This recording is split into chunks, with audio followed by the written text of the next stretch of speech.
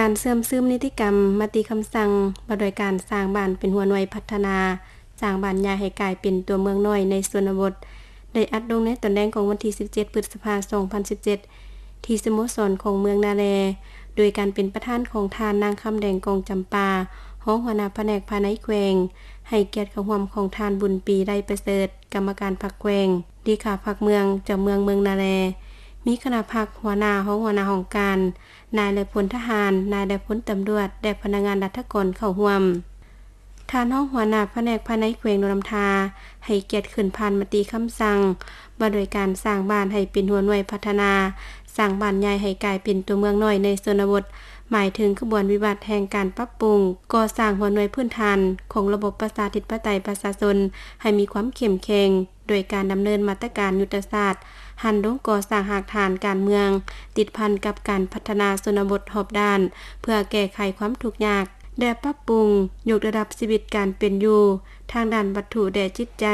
ของประชาชนบรรดาเผ่าอยู่ชนบทให้สูงขึ้นอย่างบ่หยุดยั้งเฮ็ดให้บ้านกลายเป็นพื้นฐานทางการเมืองเศรษฐกิจสังคมวัฒนธรรมและป้องกันชาติป้องกันความสงบอันมั่นคงยืนยงของระบบประชาธิปไตยประชาชนเพราะฉะนั้นการสร้างบ้านเป็นหัวหน่วยพัฒนาจึงกวมเอาหมดกิจกรรมพัฒนาด้านต่างๆที่ปฏิบัติอยู่บ้านเช่นการก่อสร้างหากฐานการเมืองการพัฒนาชนบทส่งเสริมการผลิตและการบริการเป็นสินค้า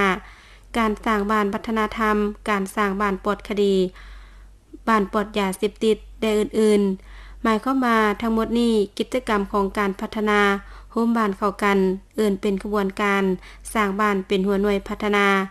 ซึ่งผลได้รับอันสุดท้ายแม่นบ้านพัฒนาพร้อมทางได้ผ่านมติไปด้วยทิศทางเป้าหมายและมาตรการสร้างแขวงเป็นหัวหน่วยยุทธศาสตร์สร้างเมืองเป็นหัวหน่วยเข้มแข็งรอบด้านสร้างบ้านเป็นหัวหน่วยพัฒนาเพื่อปรับปรุงก่อสร้างและยกสูงความสามารถนำพาขององค์คณะพรรคแขวงองค์คณะพรรคเมืองและหากฐานพรรคบ้านให้มีความเข้มแข็งปลอดภัยและมีลักษณะน้ำหนาสูงขึ้นบูรณาปกครองประชาธิปไตยประชาชนอยู่ท้องถิ่นให้มีความเข้มแข็งบนพื้นฐานการปฏิบัติสิทธิอำนาจก็คือพลบทบาทหน้าที่การปกครองและคุ้มครองบริหาร